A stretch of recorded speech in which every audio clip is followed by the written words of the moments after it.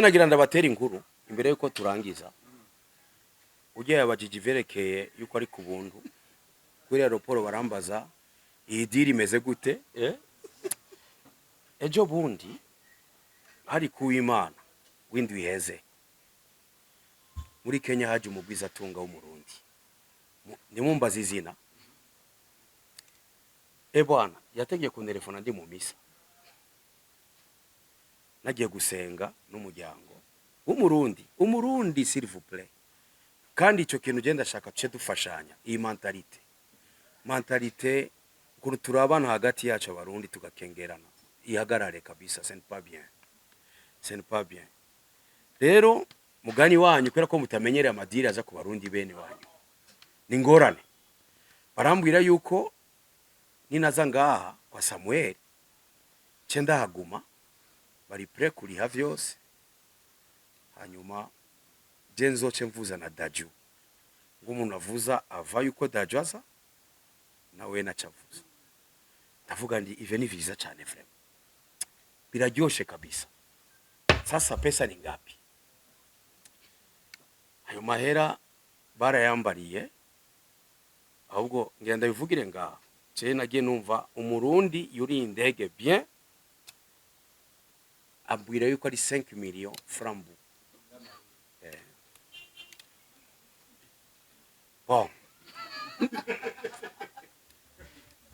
Ndavuga concert VIP ngwego VIP. 5 millions. Ngo vyose kabisa ngwe bana ngo icyumba ushaka. Ndavuga ndi ariko mzee aho nsanzwe mba ndafise icyumba. Icyo cyumba uri kurambwira naco ngeneye. Je nshaka chiffre. Ayo na mafaranga ya transport cange na mafaranga ya rafraîchissement ati no diri ya bien twigisha abarundi kumenya value candamubaza ndije burya agenda mbaza ikibazo ku kibazo ugiye Dubai kugura jipe uva ibujumbura umaze kumenya yuko estima yuko bo gusaba ayana ngwego ndi none uje kuvugana nanje ubona iki qu'est-ce que tu vas uri kuranda ngo umuntu yaririmbye kera kabisa ndiye wabirihiye angahe naciye mpaguruka ndagenda rero je maze imyaka myinshi kwanza ndi mu buhungiro 28 ans ndi hanze igihugu mvamo ndazi ingorane zihari ndazizi kabisa n'ukuntu turabana mu madiri mato ndabizi nubu ndacaririmba ikirundi gusumbya n'abantu baba ngaho washaka ndabizi vyose ariko ndasavye s'il vous plaît umuntu azonderefona ashaka nja kuririmba Samuel wumvise amahera naguci sio blague atana hizo ni ndogo ndababwira nataka niseme na hizo ni kidogo. Hivi vitoto munapatiaga 50,000 $100,000 banakuja banazibeba tunabionaga. Nataki kusema ngo tufanye watu wafanye manifestation tunabionaga na hizo ni ndogo lakini s'il vous plaît hapa piko musicien anaitwa Vishu na mnajua anafanyaga bien anafanyaga atainukaga siku gani kama amumpati Valer. Kama mimi ningekuwa niko hapa Burundi ningekuwa niko vile niko I don't think so sinibaza ariko Samuel kizima urabaza nande kayo yambaye kandi ngira ndagire fuade kuko jewe nije general wo muziki fuade na musiko mnaniuliza diri kwa aje wapeti na wakataza ndio mimi na wakataza uko nyene Imana ni ikintu gikomeye gose. Hanyuma rero kuri Samuel's Hope twariyumviriye yuko twohazana umwubaho Kidumu kibido kibuganizo mu Kristo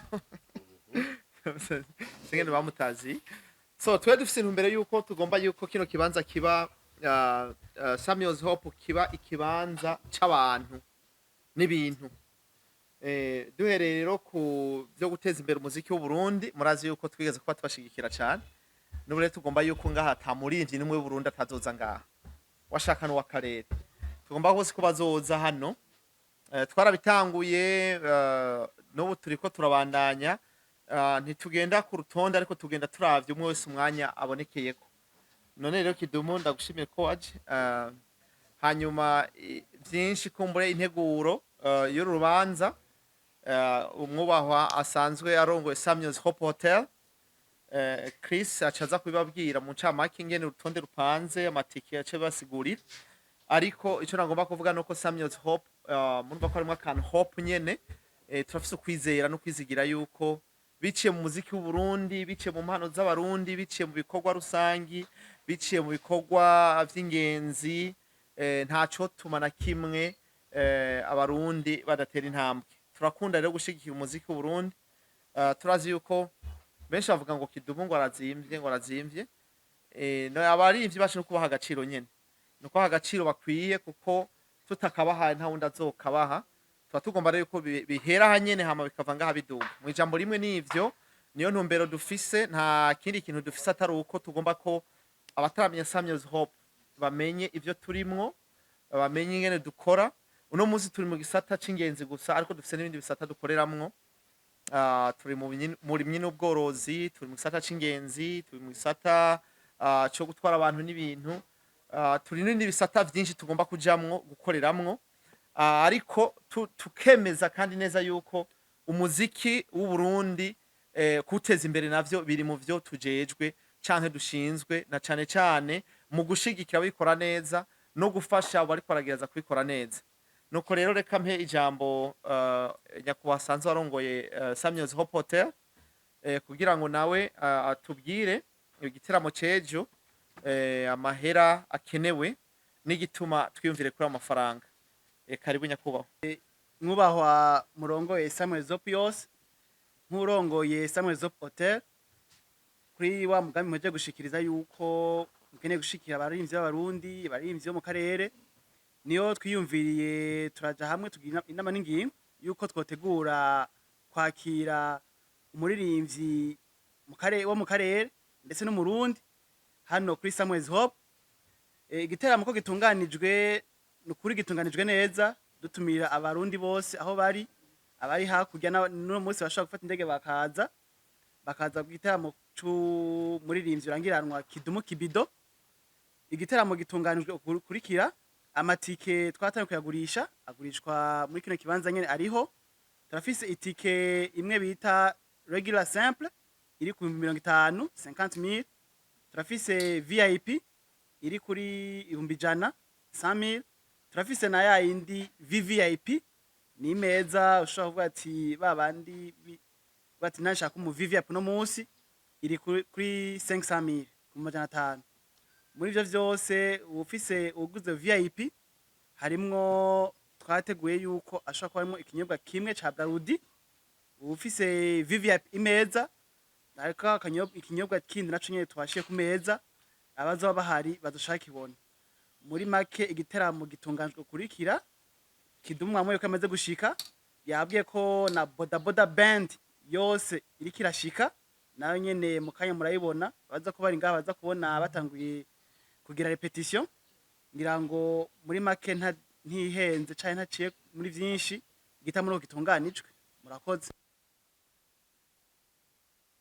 Sikera cyane yuko noza ngaha nze gushigikira umuvandimwe Sam. Rero harabaye kwanza kwezita amatariki yategezwa kuba le 18 Novembre bigenda kuri le 25 gushikana bigera kuri tariki zibiri.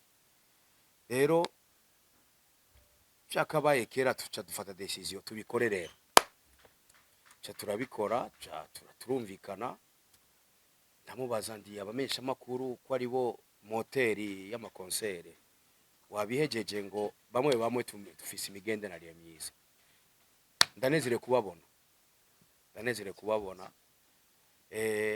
reka rero turabivyeje ukuntu bizogenda ariko mumufashe Sam mudufashe kugira ngo kuko afise intumbero yuko ikibanza ciwe kimenyekana kuvyukuri yari yashase yuko n'abantu bo kwinjira ku buntu ni jewe namubariye ndi aho gerageza uhindure gatoya kuko nibaza ko twoyigira VIP rero merci beaucoup Sam, sorry Chris, nawe urakoze cyane, wariko urakomunika neza cyane kandi ndabigushimiye, nabonye n'ukuntu wafashije kuri aeroport kabisa, merci. Rero mumbarire nishuri ibibazo kumenga ndafise ibiganiro kuri radio, umuntu afise ikibazo nakimbaze. Bariwe kera cyane ati nejo bundi. Asante nibaza uko tukumenyereye ntihenze twabonye boda band barengana imbere yuko we tukubona, none ko wabimenye vuba warashe kuronka umwanya wo kwitegura neza kubera umenga ushitse ngahanye uno munsi imisi isigaye kwitegura ntayihari. Hari concert cyangwa ata concert, ndafise uko nkora chaque semaine nditegura kuko mfise audience yamiza kundaba, simora shaka yuko bamenyera, nditegura buri mwanya. Boda band iri au complet baje bose. Yes, banyita Star Boy the Ship uva muri Star TV ndetse nyasanzwe ndanarongoye ikinyamakuru Star TV. D'abord je félicite Samuel Hosy kubera ko no munsi novuga yuko nahantu hadasanzwe hameze neza cyane, ikibanza ciza cyane umuntu ashobora guteramiramwo ibintu bikagenda neza cyane. Hari n'abakozi ndetse benshi, uno munsi ntafunguye agafungura mugenzanje, ndaryoherwa. D'abord kana ba félicite. Ikibazo canje ca kabiri, usanzwe arongoye hano yavuze yuko ticket simple ari 50,000, ariko kuri 50,000 nkaca nifuza kumenya kubera iki 50,000 naca cyane ko KIDUMU ashigirwa na benshi arabadashobora kuronka iyo 50,000, kubera iki mwagize simple kuri 50,000? Amafaranga 50,000 sa amafaranga make hano mu gice cy'u Burundi. Ikibazo ca kabiri, KIDUMU kibido kibuganizo urimo baririmbyi baririmba neza live kandi tunakunda ndetse n'ubu tugikunda, numva shaka kumenya do surprise kuri uwo munsi kuri KIDUMU kibido. Inyuma yo gutembera uburayi bwose twarabonye amashow atandukanye muri Sweden, UK n'ahandi atandukanye ndetse no muri Amerika, ariko ikibazo kica gikurikira ico nyene, turafise nouvelle generation, mwafashije abaririmbyi benshi batandukanye na cyane harimo bamwe Twitter ba legend, ndavuga ba Big Farias n'abandi. Numva nyene ubwo buryohe mufise muri zino nouvelle generation dufise, mufata ubwo buryohe mufise mukabuha nouvelle generation, kubera ko bari abatama bariko barasaza imyaka iriko iragenda, ego barakora neza kandi namwe murakora neza, ariko turafise nouvelle generation nka KIDUMU afashe umwana we muri nouvelle generation akavuga ati petit, nkuko ukunda kutubwira ati petit, ugafata ukuboko. Mbega iyo project kuri KIDUMU yo bihari? Murakoze, Imana ibaheze. Urabona jewe umuziki nkora ahanini uri mwanya mba imbere y'abantu. Generation shasha mukunda kumbwira,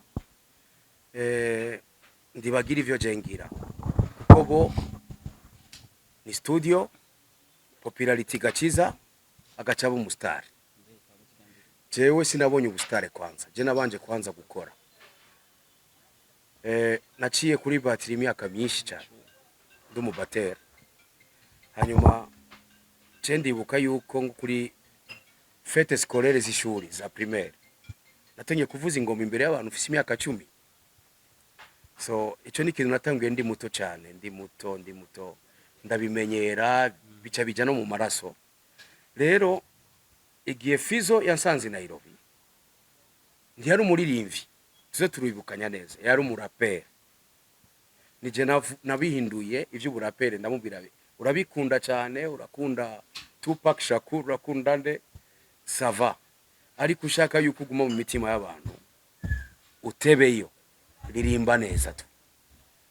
Niyo twace dukora indirimbo yitwa Mbarira something, n'indi yakoze rap, akantu ka rap ndikamuheramo, ariko icyo nashimye nuko yaciye abo muririmbyi en même temps umurapper, nka je ndi umuririmbyi ndi umubatera en même temps.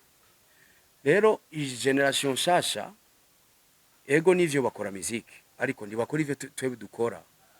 Jewe ivyo ngora ndabikorera chaque semaine, mba ndiko ndimenyereza. Nta concert nimwe je noja gukora na gato nabanje guca kwanza muri repetition gatoya. Sinshobora ngo ejo ni concert tugende, oya bajya abahungu cyanda babwira ndi oya kwa kundi nyene on repete, nidutangura kujya twatanguye cyatangura ukundi gushasha. Rero urumva nk'umuntu udafise ishaka ibi vy'iwanje ubona ko ari birebire cyane, bice bikuremera, ariko uzobikunda akavuga ati naje iyo nzira ndayikunze. Barahari aya ma orchestre yose mubona nga mu barenga barafise ikintu bagiye barafata kuri jewe baranyigana. Hari abankurikiye abandi nabo baca baravuga ati inzira yo kujya kuba recording artist niyo twifuza, bagaca baja kuri recording, bagaca baba popular biciye ku mihora YouTube etc. Ivyo vyose social media basi abo nabandi nurundi rwego rwo ba artiste barafise aho bakunda cyane ubiravye urabona ko bakunda ivyo babona biba hanze bi trending barafise aho bakurikira. Inyuma yuko utwara ino hotel nziza cyane ashobora kunsubiza ku kibazo, ndashaka kubaza ikindi kibazo meme naho kitari muri no show itegekanijwe kubera hano. Hari indirimbo ya Bface on the floor ukumushaha ni indirimbo yiwawe OG, ariko tugerageje kuraba Bface on the floor mu kuyishira ku rubuga yabivuze mu ndirimbo ko ari remix, ariko ntiyigeze yandika yuko ari remix. Mbega ugukora ino ndirimbo kwa Bface on the floor yoba yaraganiriye nawe kugira ashobore gushira agaragara indirimbo? Acho bitwaye ko atashize ko remix. Okay. Wanza rumwe rumara zibiri.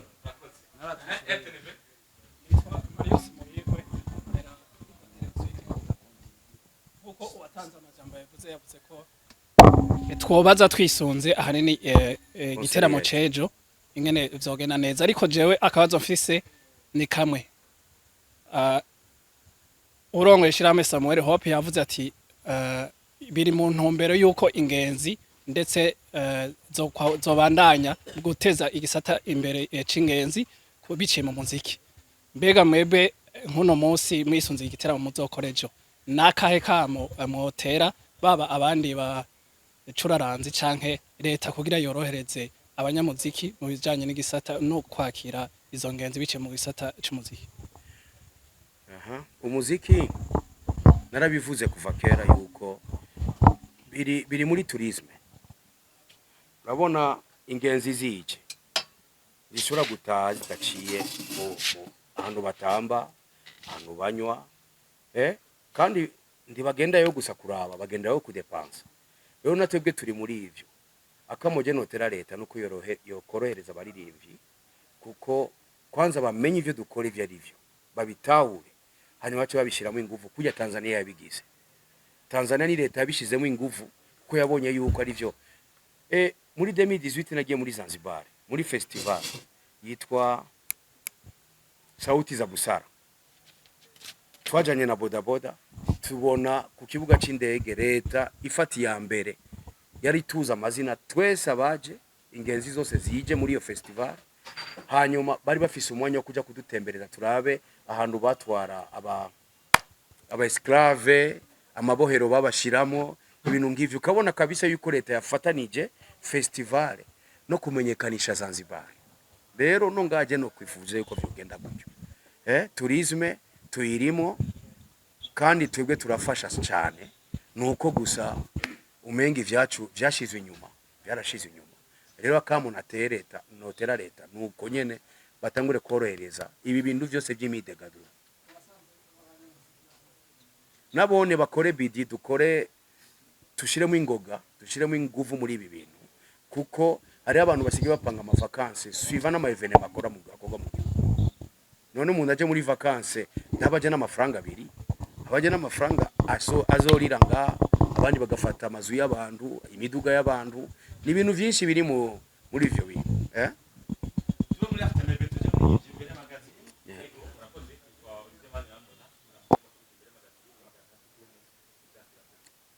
Abagwiza tunga benshi basigaye bakora ama event, benshi baba bakunda umuririmbyi. Tuvugisha ukuri, abari umuntu agukunda akavuga ati jewe nakuze ndakumva nka Ndeka yarabivuze, je nakuze ndakwigana kwishura indirimba nka wewe. Ndavuga ni umunsi je nzorogira inguvu nzogutumira. Yarabivuze, niyo mwari muri umuziki dushigikiwe. Muri 2010 niyo nagiye gukora concert ya mbere muri Tanzania, ya mbere jewe ndumiwe, nari maze gukora album ya Turudi Inyuma. Muri iyo concert watwara igihugu cha Tanzania Kikwete yari ngaho ku kibuga cy'umupira, yarivugiye numva n'amatwi yanje yuko agira afati ya mbere, afati ya mbere aravuga abaririmbyi biwe bose babandi bakera bati ID nibo bari babona ko ari bo bagezweho. uyu muhungu Diamond yari bwaze yarakiri nawe arunguruka abandi ibintu ngivyo aravuga ko agira fati ya mbere aduze umupira w'amaguru filme n'umuziki ikintu cyose gituma Tanzania yomenyekana hanze agira gifate n'amaboko wenyine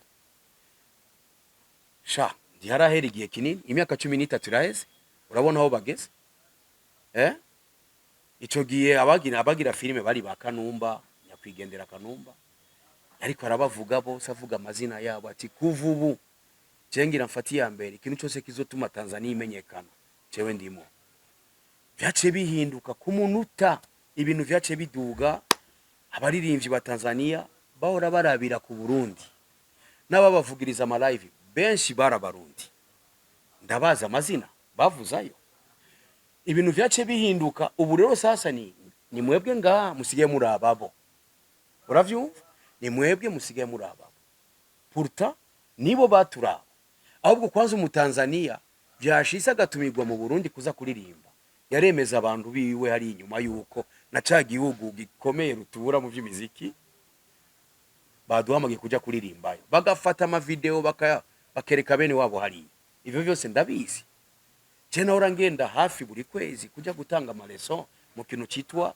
Tanzania House of Talent narihigwa itike chaque mois ariko hagera ahantu baravuga bati akimuhana akazi mvurize reka tukora biwacu tubaduze uyu yamaza ngaha nitumubona clair uravyumva niko bigenda no mu gihugu kibanye ngaha je narigeze kuba umujiji wagumaguma muri 2013 ndiko ndakubwira ikintu cyabaye apana histoire rero buri gihugu cyose bujya camakyo kirondera abaco ndibo kwama uburo aho bigeze Tanzania abakinyi b'umupira w'amaguru bose bifuza ko bagugwayo sivyo pourtant kera Tanzania ikina no Burundi yaratinye ikajugumira ikamenya ko ije gukina n'abantu batorosha ariko ubu siko bikimeze abacu nibo basige bashaka yuko bagugwayo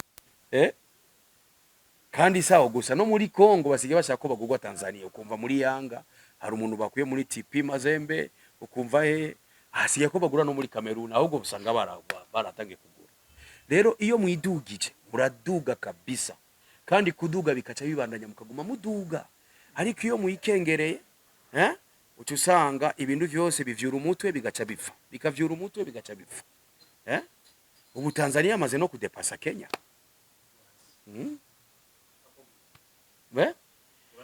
twiduze kwanza icambere ni leta itangure kwanza itahura ibintu byacu ibiturimo harimo mwese namwebwe mukora ama YouTube channel mutangure kumvirizwa okogwiki mukavuga ivyimviro byanyu twebwe tukora umuziki na twebwe tubazwe abakina umupira nabone bavuge ikintu cyose coduza izina ry'u Burundi hejuru kira mwese abazwe abafisa ama hoteli nabone babazwe boroherezwe gute muzoca mubona tourisme yacu iduga kuko hajya nta kintu cinjiza amahera nka tourisme ndibaze bababesha tourisme ni number 1 Dubai yori icuruza gitoro ubu ni tourisme ni izubwa mbere tourisme irinjiza amahera kwisi yose tourisme barayuba rero kico gisata cha tourisme urabona yuko ni tourisme gusa y'aba diaspora bacu iyo tourisme tunywanishe no muziki kibazo kimwe canke bibi tumbere kuri concert yecu munyumve neza bitumbere kuri concert yecu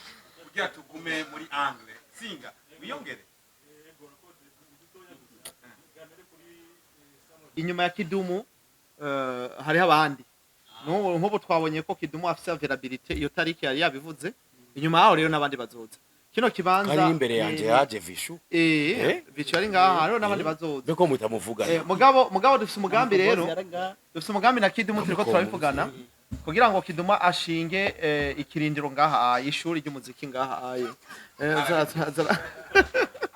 azara dufasha ngaha ndi avyemera saseremye mugani biganduza kugira mu ijambo rimwe rero twebwe tugomba yuko tubanza ko umuririmbyi wese yitwa ko ariko atera intambwe uwo tugomwe yabivuze neza suko tuba turiko turonka amafaranga oya muga tuba tugomba yuko uwo muririmbyi tubona ko abikora neza nabaza tukagira partenariat yo gufashanya no gukorana nizo kuri ikintu cy'amahera cyaje mu nyuma kwanza jewe sinari ndahazi ngaha aha kwa Samuel nawe yari busy kugira ngo ambishusho kabisa ipicha the whole picture ya kino kibanza. Rero mu mutwe wa Samuel yashatse ko abantu bokwinjira ku buntu, ndababwije ukuri warayi, ariko je nca ndavuga ndi ibi aho hantu ngire kwa gusangana gute, ni stade ni canke ni handi mu Ruziba, ya stade yo mu Ruziba, nivyo naguma niyumvira gushika no ndungi ku muntu mumbisho ge nundabira aho hantu hangana gute, ni ivyuma vya Keve, ni ivyuma vya Berike, ni podium ya yindi iguma ikora imyotsi hasi cange ni bitu gani. Sasa na wene nta picha nyayo natumye kwanza Emmanuel, nta picha nyayo ya mae. Sasa rero naje mu nzira ndiko ndarota, okay tuyishuze okay sawa, shitse nga ndabaza nihe ngo haje ni uzoririmbira, ndavuga ni Mungu we, okay huzuye bizoca bigenda gute? Ivyuma bizokumvikana, ababanyi ngandi bazotelefona ngo ati bariko batumena amatwi bazi kudufunga cange sa muri ico kintu gikorera kintu caba neighbors. Ntango ababanyi ni beza cyane rero hari ivyo bintu, ariko jewe ico nzi naje gufasha my friend kugurura aga hotel, kuko asanzwe abahanze umuntu yakoze akantu ari hanze agakora mu gihugu, akunda igihugu cyane kabisa, ahubwo mumukomera amashi.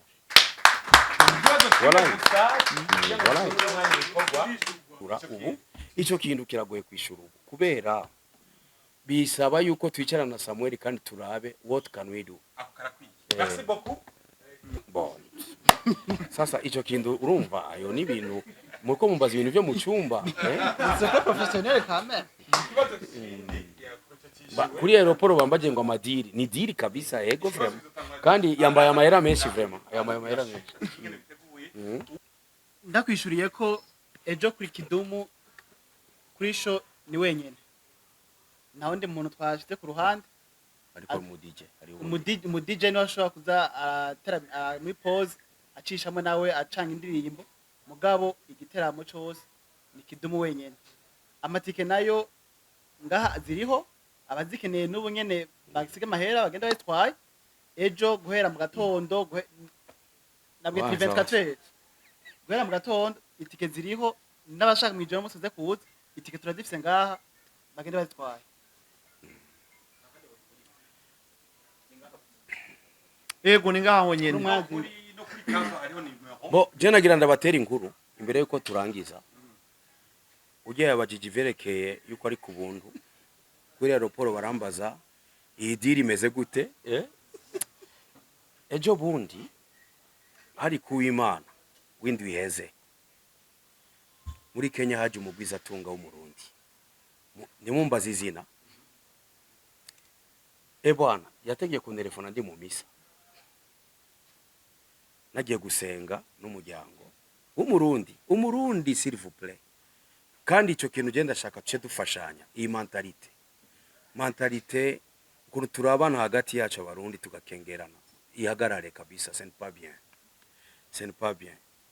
Rero mugani wanyu kwera ko mutamenyereye amadiri aza ku barundi bene wanyu ni ngorane, barambwira yuko ninaza ngaha kwa Samuel cenda haguma bari pre kuriha vyose, hanyuma je nzoce mvuza na Daju ng'umuntu avuza ava yuko Daju aza nawe nacavuza, ndavuga ndi ivyo ni vyiza cyane vraiment, biraryoshe kabisa. Sasa pesa ni ngapi? Ayo mahera barayambariye, ahubwo ngenda bivugire ngaha je nagiye numva umurundi yuri indege bien abwira yuko ari 5 millions francs. Bon. Ndavuga concert VIP ngo ego VIP. 5 millions. Ngo vyose kabisa, ngo bana ngo icyumba ushaka. Ndavuga ndi ariko mzee aho nsanzwe mba ndafise icyumba. Icyo cyumba uri kurambwira naco ngeneye. Censhaka chiffre. Ayo na mafaranga ya transport cange na mafaranga ya rafraîchissement. Ati non, diri ya bien. twiyigisha abarundi kumenya value. Candamubaza ndi je burya agenda mbaza ikibazo ku kibazo. Ugiye Dubai kugura jipe uva i Bujumbura umaze kumenya yuko estima yuko bo gusaba ayana ngwego. Ndi none uje kuvugana nanje ubona iki? Qu'est-ce que tu vas uri kurandaba? Ngo umuntu yaririmbye kera kabisa ndiye wabirihiye angahe? Naciye mpaguruka ndagenda. Rero je maze imyaka myinshi kwanza ndi mu buhungiro 28 ans ndi hanze. Igihugu mvamo ndazi ingorane zihari ndazizi kabisa. N'ukuntu turabana mu madiri mato mato ndabizi. N'ubu ndacaririmba ikirundi gusumbya n'abantu baba ngaho washaka. Ndabizi vyose. Ariko ndasavye s'il vous plaît umuntu azonderefona ashaka nja kuririmba. Samuel wumvise amahera naguci? Sio blague. Atana hizo ni ndogo. Ndayababwira. Nataka niseme na hizo ni kidogo. Hivi vitoto munapatiaga 50,000 $100,000 banakuja banazibeba. Tunabionaga. Nataki kusema ngo tufanye watu wafanye manifestation. Tunabionaga. Na hizo ni ndogo lakini s'il vous plaît hapa piko musicien anaitwa Vishu. Na mnajua anafanyaga bena fanyaga.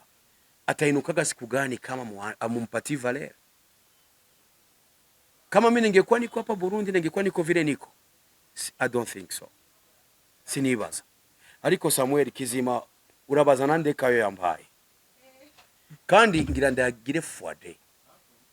Kuko jewe ni general w'umuziki. Fuade na musiko mnaniuliza dili kwa aje wapeti. Na wakataza. Ndio. Mimi na wakataza. Tunesa mu kiganiro cha kuradio sasa. Okay. Hariho abafisa antenne.